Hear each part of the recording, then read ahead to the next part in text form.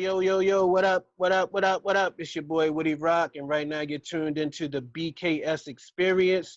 Keep it locked where you got it. Peace. You are the best kept secret in the universe.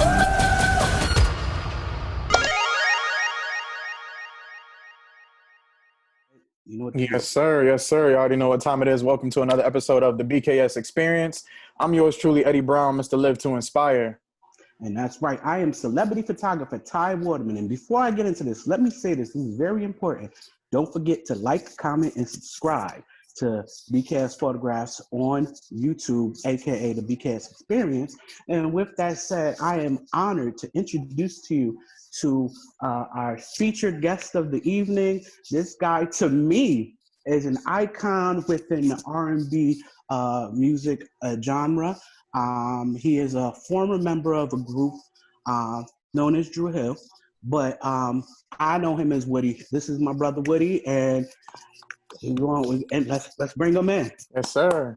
Welcome, hey, man. Now. Peace, brothers. How y'all? All right, man. I'm all right, man. It's hot where I'm at. How the weather down here? Yeah, it's pretty hot. Gotta stay in its AC, man. It's crazy. Yeah, man. All right, so let's get right into the nitty gritty. What's up? Where you been? What you up to? Everybody want to know. Man, chilling, enjoying regular life, working. Okay. My 9 to 5. You know, just really just enjoying life for real. 9 to 5. Everybody think you a millionaire making all that money and you ain't working. Hell 9 to 5. No. No. Hell no. Goes on. I seen Don't you believe it? I seen the footage of one of the concerts that Dru Hill had, and they called you up on stage, and then you sang, but you also sang that you got to go to work in the morning. This ain't this ain't your thing. Don't be trying to run up on me type stuff, you know. Yeah, man. The wolves be out, man. You know, you can't. You know, they see something. Perception is everything to people. So it's like somebody perceives something and run up on me, and just like they said on that movie, they just be practicing, wasting their time. I respect it. Man. And it shows that, you know, some people only they set themselves up for, you know, I just got to go with that A game, and this is exactly where I'm going with this plan A, and then when that either dissolves, fails, or you just don't feel like it anymore, some people don't prepare for that. You know, and my brother said, I'm gonna get up and go to work. That's crazy. Yeah, ain't nobody gonna give you nothing, and if they do, you gotta hear they mouth complaining every time. They get, here, take this, but I want you to get a job here. Ain't nothing wrong with you here. You ain't sick here. You ain't retarded. I want you to go work here. You get tired of hearing that. So the best thing to do to eliminate all of that is just go ahead and take care of yourself, man. That's the Most High give you the ability to do, you know?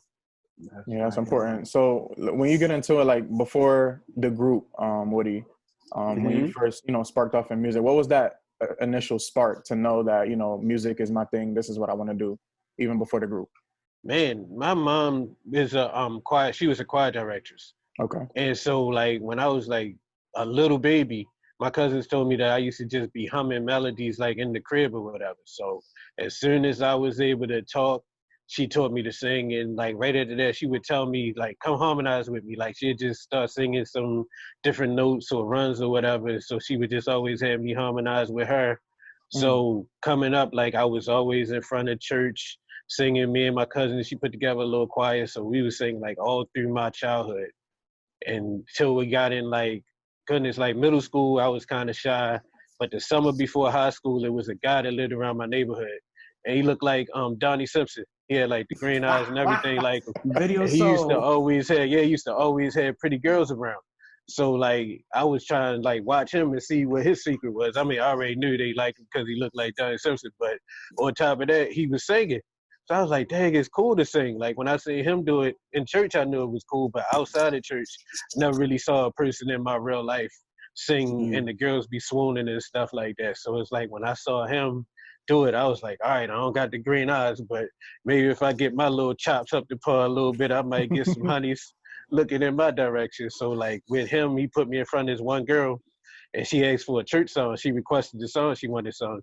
And she requested a church song. He said, man, I don't know no church song. And I happened to know the song. And I sung it and she started crying. I was like, wow, this stuff really worked in real life for real. So Wow. ever since then, I wanted to do it for real. Always talking about that gospel music. I feel like when we talk to Yeah. artists and stuff like that, even, you know, artists that's real secular now, like it's always that origin that comes from that gospel music, like the rooted. Yeah. It's kind of hard. It's kind of hard to, you know, sing and get some draws from a church song. But You think so? brother, What you think those quartet guys be doing? You'd be surprised. And on the microphone giving out they hotel when they on the mic in front of the But church. then again, hard some as of you the think. some of the stories I hear in the church realm. But just knowing I'm knowing my own personal journeys and through the music, trying to get into the business or trying to figure out and the love of it and everything. I didn't have a church background. We were speaking with another artist, Michael Keith from 112, and he was saying his voice, a lot of people thought he had the church background, and he said he really didn't have a church background. What? That exactly. That just shocked me because he sounded like a preacher. Exactly. Mike sound like straight church when you hear him. You just dropped the bomb on me, man. You just said that. Like your vocal ability, you can feel it. You can sense that, you know, you have that anointing within your voice. What was that crossover for you trying to get into the secular realm and get into you know, a group that was doing that kind of music, which was emulating Jodeci type of songs? How was that for you? Man, well, once again, Jodeci is church. You can listen to Casey and JoJo and hear that they come straight from church, which was the initial attraction to them and their style of singing, and which was what made me want to start a group so that we could sing Jodeci songs. You know, because they sounded like basically like church songs, but they were singing to a girl instead of singing to the Most High. You know, so that was really a big part of the attraction. Boys and Men, I love because they were, you know, like the harmony was good and they seemed like fun. But Jodeci, like when I heard them sing, I just felt it in my soul. Like it just hit at a different place for real. And that's what made me, you know, want to start me a, what they call them, like a tribute band. Yes. Whereas though they got like a group and they not that group, but they sing all their songs and they sound like damn close to them. That was my whole thing when I put together my group for real, was wanting to be like a Jodeci tribute band. And just to sing around the school for the girls. You know, it wasn't even for to get no deal. It was other people that came along into the equation later. Other members came into the group and saw it as a way to make some money. But I just wanted to do it just for the love of it and just because I knew that when we got at the bottom of the steps, all the pretty girls was going to come around. That was always my motivation. I ain't never really cared to come out and be, you know, like famous. Definitely. Let's talk about that, because I know a lot of people, even nowadays in the game, like that hit record, I'm trying to make money. They think about deals. They don't really understand the music business. So what's your perspective on really having passion for it nowadays and really, you know, bringing that original music back and having passion for it versus I'm just out here for the bread, I'm out here for the money and chasing the dollars? It's a double-edged sword, but I will say you gotta know the business, because if you don't know the business, like I said earlier about the whole running up thing, you will just be practicing. You will make a whole lot of other people, like on Cadillac Records, you will make a whole lot of other people rich and you famous. And that ain't no fun place to be in when you only getting famous and you ain't getting no money. You know, and that will definitely happen. It definitely did. I'm a person who is very transparent. Like other people will sit there and they would tell lies, or they would fabricate, or they would try to make it seem like they got something that they don't have. I sit there and make myself the example so that other people can know not to do what I did. I ain't really make no money, you know? Right. So it's like, and I blame it on me. I don't blame it on nobody. Like, it wasn't this person's fault. It wasn't this person's fault. It was my fault, because the same time that I took learning the runs and learning how to write songs and learning how to do this and that for the stage was the same time that I could have been learning the business. And those who did do that ended up making money. But those who did not do that, such as myself, made, you know, a showing where those people might know who you are and probably put you in some situations where you really might not need any money, just because people are like, oh, that's such and such. Oh, I grew up to you. Oh, I like this and I like that. Huh? Come get this for free. But that don't work all the time. And when that stopped working, it's got like a time limit on it. When that stopped working, then that's when you start asking what happened to your money. And sometimes it might be too late. So definitely perfect your craft, be the best you could be musically. But on top of that, and all importantly, know that business for real. Yeah, learn that business. That's key, man. Definitely. So in the group at the time of introduced to the world. It was 4 members. Right. And I personally, I can't like say I liked one better than another, but Mm-hmm. vocally, and this is before me and you had our introduction. I'm listening to the different voices, and like Cisco, because he had more of that KC and he was more out. When I was in my own singing group, I wasn't like jumping up to do leads and things. I was more fitting in the middle and give me my part type of thing. Mm-hmm. The people in the cut that came out with like either the high note or this nice little run over a melody or something. And I'm like, between you and Jazz, y'all voices spoke to me, So I'll be quick to try to emulate y'all. For you, being in a group, what was it like fitting your own unique style? Because within Dru Hill, everyone can sing a lead. And y'all all had your own style. But what was that like for you trying to fit in? The dynamic was so different because, like, I don't know, you probably don't know this, but I actually started the group. Like, it was my idea to start the group.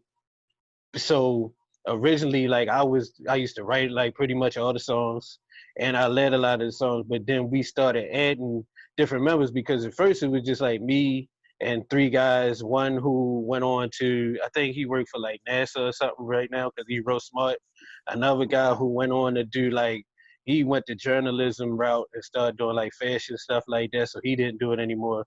The other guy, he ain't really care to sing, but he just hung around because I asked him to.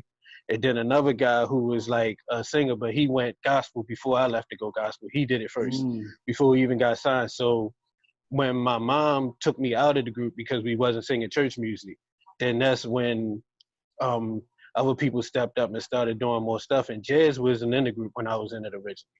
So it's like by the time I came back, it was a whole different group, to the point where I started the group, but I had to audition to get back in. Like they called me. No, they used to call and check on me like every year because my mom would never flat out say, no, you can't do it. She was like, as long as your grades is the way they are, that you're not going to be able to do it. So when school finally ended, I knew it wasn't about the grades because they called and asked me again. Like they would call and check like every year. Said, yo, your mom, you think she'll let you sing with us now? You think you let us sing with us now? So they eventually said, if we became a gospel group, would your mother let us sing back with us? So they became a gospel group, but I still auditioned between me and another singer that's from Baltimore. He's a writer. He wrote for like Freddie Jackson and a bunch of other, like some greats. Yeah, so he's talented too. So they had like a thing where as though it was supposed to be me and him, but then once I came and did the audition, they was like, we want to see how you fit with us and with the harmony and everything like that. And when that happened, they said, all right, we're not even going to listen to the other guy. We just want you to come on back, whatever. So that was my coming back. But Jazz was there. Jazz wasn't there before. Cisco was always there. But he was there later on. He came in before I left. Noak was there before I left.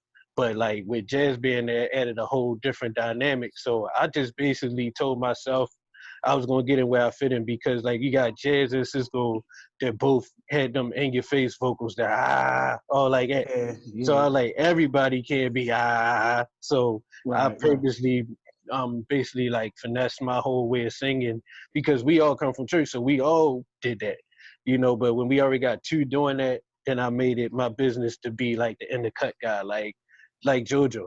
Like JoJo is who I looked up to, like with Casey and JoJo was just like the exact opposites. Like Casey was just like raw in your face, and JoJo was just like pretty and finesse, So it's like I made it my business to be one of those type of singers, like JoJo, like Steve, the lead singer from True, like Ralph from New Edition. Those are the guys that I like kind of patterned my style after when I came back to the group, so they could have a place to fit in, as opposed to me just trying to yell with everybody else.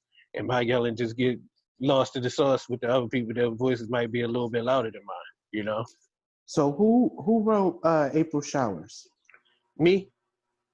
And and I gotta give Jazz some credit because he had wrote a song that was like had a similar melody. And sometimes when you hear something and you writing and you don't realize that you might have been influenced by something else around you. Why a lot of singers say that they don't listen to nothing when they create their music because they don't want nothing to influence it. So when that happened, I gave Jazz some writing credit when I realized that it sounded kind of like the song that he was doing. And I had went to Note because that song wasn't done for the album or done for even the group. It was done for my girlfriend at the time for a birthday present because I had no money to get her a birthday present.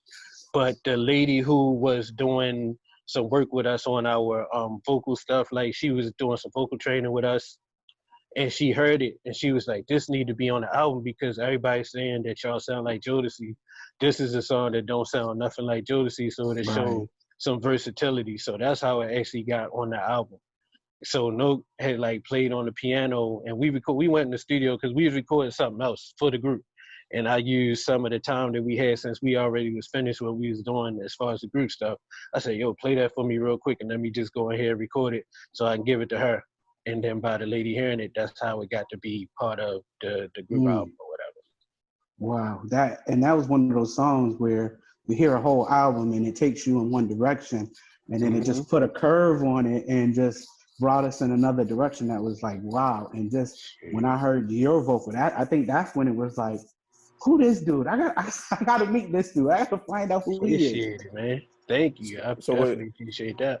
With like writing and stuff like that, what actually inspires you to write? I know everybody can't just sit down and, write music, especially back in your era where, you guys were that golden era where, the music was authentic and meant something. Now it's a different transition where we just talking sex, drugs, money. But, writing was that we were real authentic. So what was like some of your inspirations for like writing songs? Yeah, I was in a creative writing class early in school, and my teacher, Miss Coleman, used to get us to whatever songs was like out on the radio, the hot whatever was out.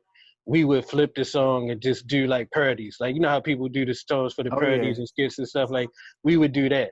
And that was like some of my early experience in writing. And then after a while, I wanted music. And I wanted to have, like, when I was singing, like, other people's songs around school, it just jumped in me to just try one of my own and just to see what anybody would think about it.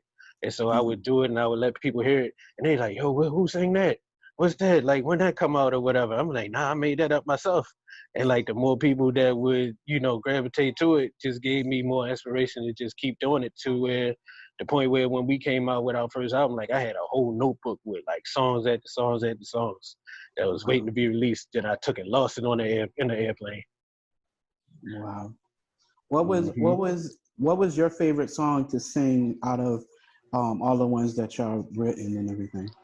The group stuff? Man, it was stuff, to be honest with you, and it's kind of bad, but it's like stuff that didn't get chosen to be on the album. Like a lot of the stuff that nobody ever heard except for us was like some of my favorite songs for real. Wow, because my favorites was definitely like the ones that you did. We had a conversation about this before, the remakes. So like Love Train. When I heard that's a Confunction song, right? Yep. Love Train. When I heard that, I was like, wow, okay, these dudes is back. Because everybody, you can remake a song, but you can butcher it also, and that can put you on a whole nother note. But when I heard that, I was like, man. So I think I loved all the songs that weren't the radio songs, the ones that you had to have the album, and we don't have a lot of that anymore. Everybody wants to put some dance, something like that. But the fact that it was like that.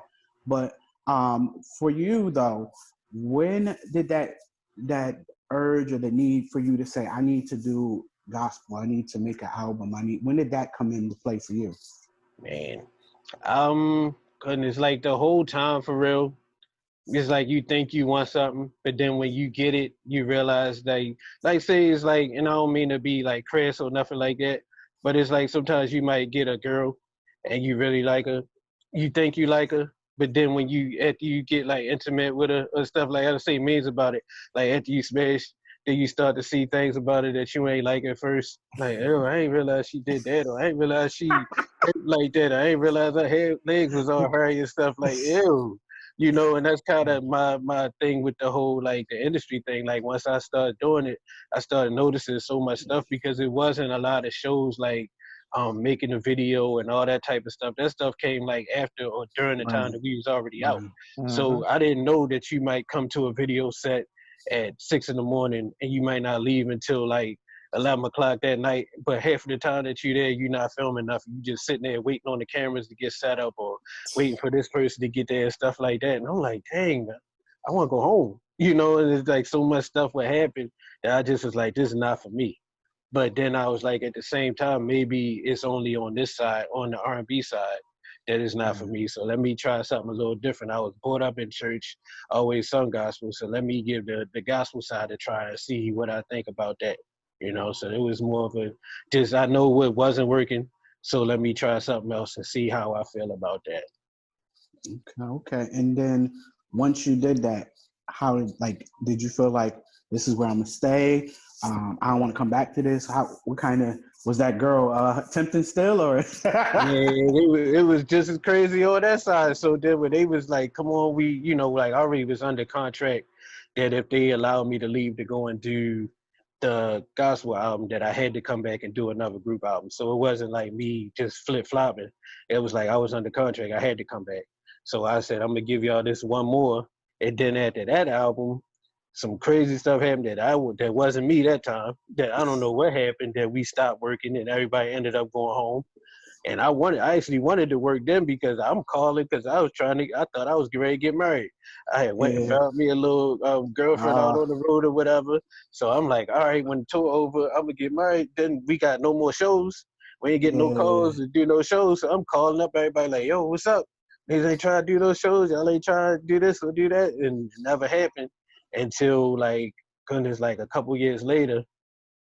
And that's when everybody got together the last time when you seen me for the last time with everybody around like 2008. But yeah, I was just by that time I was just like going through the motions for it, you know, doing what I had to do.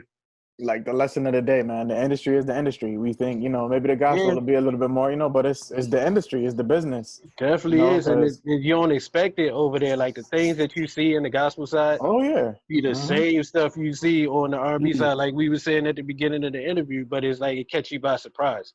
Like you might expect a rapper or an R&B singer that you do a feature with to call you up and be like, hey, man, they haven't sent the money yet. You think you can front it to me, and then when I get it from them, I give it back to you. And then you go ahead and front them the money, and then it's 2020 now, and it's 2001, we did that, and they still ain't give your money back. You wouldn't expect that from a gospel singer. You wouldn't expect it to be a weed room on the gospel tour, hotels and stuff like that. And you wouldn't expect you get in the room. And I ain't gonna get on that part. We talk about this. Man, listen, music, business. Say no more. I understand. It's very different. It's not. It's not no different from the R&B side, but at least from the R&B side, they telling you like, look, this is who I am. This is how I get down. And for real, some of them might not even get down like that. They might be imagining that they get down like that or putting that out there so that people will respond to them that way. But you get on the gospel side like, dang, y'all really doing it like that. Y'all really is doing it like, good gracious. Crazy. That's why I love watching, Making the Band, seeing some of that stuff. When they was fighting and arguing, you thinking they fighting over something little because of, you know, of course it was something little at that moment, but a lot of it has to do with, you know, being bombarded with so much stuff. Y'all ain't getting paid. You know, you got bills. You got your family at home calling. You got so much going on. For you, you're in that powder keg situation, and what is that like when you finally had to say, I quit, I'm gone? You know, because everybody was thinking, oh, he got kicked out. Oh, they had to fight. Then it came out a little bit online later, but people still didn't know. They still think Woody got kicked out. Woody ain't. Could you set the record straight one last time? It's probably gonna be more times, but you know, ultimately. Yeah. Nah, I definitely quit. I don't know how anybody could think that I got kicked out because I did the whole quitting. Well, what everybody saw as me quitting, I did on the air at the radio station. But the truth behind it is I had already sent out an email to all the guys in the group that I was leaving and gotten their blessing in writing. But then they asked me to show up at the radio station because they was trying to get a reality show. So then they did the whole blow up or whatever that everybody's saying. But no, I definitely didn't get kicked out. I definitely quit. and I quit more than once because I kept being asked back after I quit the first time. Like I never intended on coming back. But then each time somebody like, yo, come on, yo, this one more time, try it one more time, try this. But it's like you're in a relationship like with your significant other, and y'all break up, but then the person come back to you and be like, all right, I worked on my anger or whatever. I'm not going to lash out. I'm not going to make scenes in public no more. But then as soon as y'all get back together, y'all go out on a date and they pour a drink in your face at the first restaurant that you go in. You're like, hold up, I thought you said you weren't going to do that no more. All right, now I'm out again. And they're like, oh no, come on back one more time. I really went to therapy this time. I got my paperwork to show you that I've been to therapy. Like, all right, come on, we can try one more time. And then they do it again. So it's not like a person just leaving for no reason. And that's the way that I feel like I was portrayed, especially with the Unsung that came out. Like they just made it like out of nowhere, like, oh yeah, what are you left again? And it was so crazy because when they showed me the original rough copy of it, they had everything explained the way that I had explained it. But then by the time it came on, they tell me that the people who owned the footage didn't sign off on it, which is crazy to me because the footage is on YouTube. So if they don't need to have it up on YouTube, then why they needed to have it on the show? But either way it went, it was like basically, I'm a wrestling fan, or old school wrestling fan. And they had a video that they put out back in the day called "The Self-Destruction of the Ultimate Warrior." Ultimate Warrior. Yeah, because somebody was mad at Ultimate Warrior, so they took he ain't had nothing to do with that. Right, they took every piece of footage that they could to make him look bad, and that's what I felt like they did with the Unsung. Like they took out, like they'd copy and paste me in the middle of a sentence. Like I'd be saying one thing, and they'd take it, make the sentence a whole different thing. Like take another sentence I said somewhere else and cut and paste it together like on Pro Tools to make it seem like that I was just saying stuff, and they had me looking like for real, like a little bit of bitch for real, you know. Yeah. The way that they had me talk, like if I didn't know me and I seen that, I probably would like, ew, yo, I don't know if I like him. Like he's terrible, but it wasn't the way that it was recorded. It wasn't the way that I said the stuff. Was the way that it actually ended up making it to the screen. But you know, things happen, and like you was talking earlier with the reality shows, it's like a lot of that have to be done in order to make drama and to make people want to watch the show. Because if it's just cut and dry, everybody just shows up to work, everybody's doing what they're supposed to be doing, it's kind of boring. Nobody will watch the show, you know. And it's like I get it and I understand it, but I just hope that the people who are at home actually, you know, like think critically too. And don't just take everything the way that it's presented to them, because like people have their motives. People who have done things don't want to look like they have done wrong things or don't want to own up to it. And what they say, history is always told by the victors. So like the people that's still in the game, still doing it, they gonna try to make themselves look as good as possible. Where the guy who just sitting at home going to work, mind his business, they like, oh, let's put it on him. Let's make him the bad guy. You know, let's make him the a-hole out the situation, when in reality it wasn't that way. But, you know, it is what it is. The good Lord knows and sees all, and he will, you know, at the end of the day, make everything what it needs to be. So I won't ask you if you plan on returning to the group. Nah, don't ask me. I think you've answered that. What I will say is, let's say 10 years from now, BET has some kind of award, legends, and kind of like what they did for Jodeci, and they came back for at least for that. Would you at least show up, attend if they asked you to sing for that? What is that something you think about, knowing, you know, sometimes we never say never type of thing, but what would you do? They already did it. They already opened up the Soul Train Awards, the same one that Jodeci did. They already did that.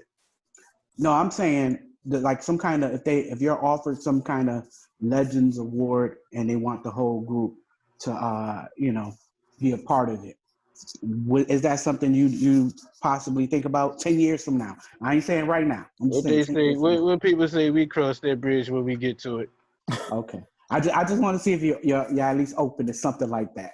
I mean, right now I'm definitely not, but like I know, a lot can happen in 10 years, so who knows, you know. But as of right now, nah, it's not nothing that I'm really interested in. Okay.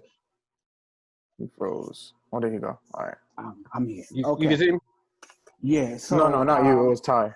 Oh You yeah, good? I seen him freeze up, but I didn't know if I You might good? have. You good, Woody? Nah. Okay. so I have many other things I really want to ask you, but I know the time frame that you're on is not totally available to us right now. So we're going to transition over into the part of the show where we like to call the pull your card experience. All right. Shoot. And what we're going to do is we're going to hit you with some R&B trivia. This is the pull your card R&B edition. And we're going to get into it. We're going to see if your, at least your R&B knowledge is good. I'm If scared. you get them wrong, I don't know. We're going to have to pull your Oh card. man. All right. This one, you better know. Uh-oh. What first name was Stevie Wonder given at birth? A. Stephen, B. Steve, C. Stevell, or D. Steveland? D. Steveland. That is correct. He knew that. You know, he got it right when he answered quick. All right, there. That's You know, he get it right when he answered fast. oh yeah. All right. So a lot of people didn't know this one. Bobby Valentino was an original member of this 90s group. A. Ideal, B. Immature, C. Mr., or D. Playa? See, Mister, we used to do shows with them. Oh, wow. Okay. And the little ones in our group used to try to fight Bobby Valentino and the guys in their group because they said something crazy slick to some of the females that used to work for us.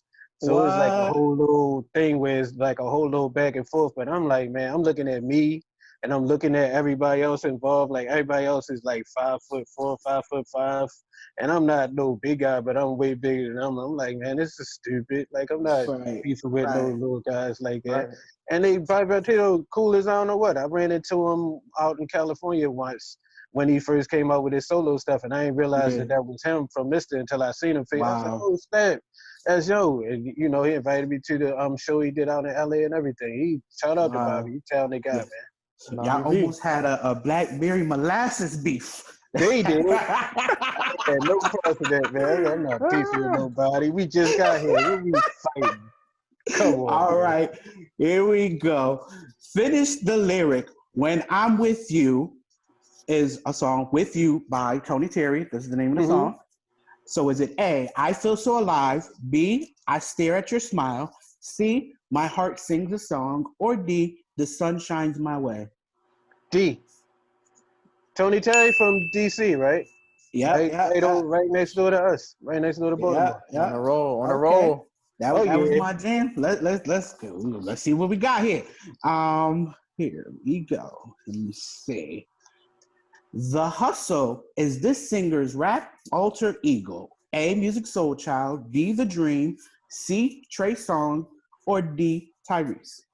Music Soul Child. That's right. Okay. Oh, my guy. And Yes, so you have any alternate identities in the music game? Nah, yeah, I'm just me. That's the way to be, man. That's the way to be. Yeah. And here's our final question. I'm throwing a bonus one because you did so good. I'm gonna see. And this one you better get right. I'm gonna hunt you if you get this one wrong.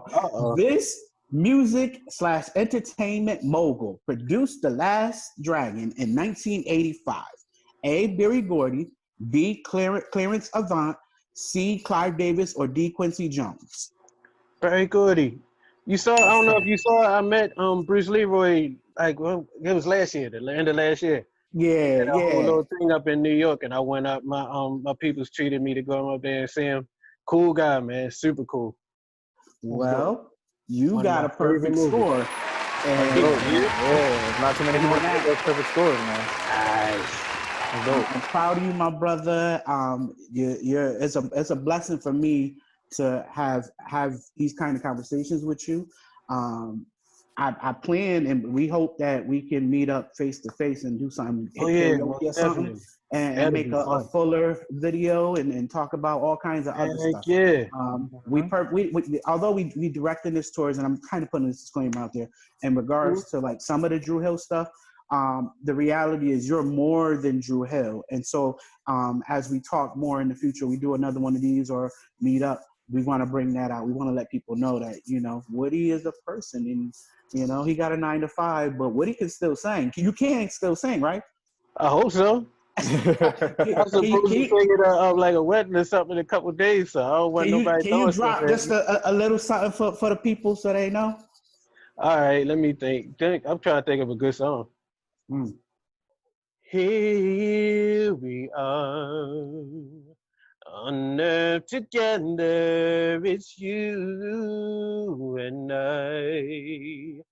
God has made us fall in love. It's true. I really found someone like you. Will it stay? The love you feel for me, will it say that you will be by my side to see me through until my life is through? Well, in my mind, we can conquer the world. In love, you and I, you and I, you and I. My brother. Oh, Yeah, man. Yes, sir. Yes, sir. Yes, sir. That's that Stevie Wonder. Oh, yeah, my favorite, man. That's that Thelma Got Married song. I was singing that while I was sitting there, too. Somebody hit me to go sing at their wedding, and they ain't know the name of the song. They was like, can you sing the song that Michael sung at Thelma wedding? I got you. Michael, too. We met Michael, yo. He good people.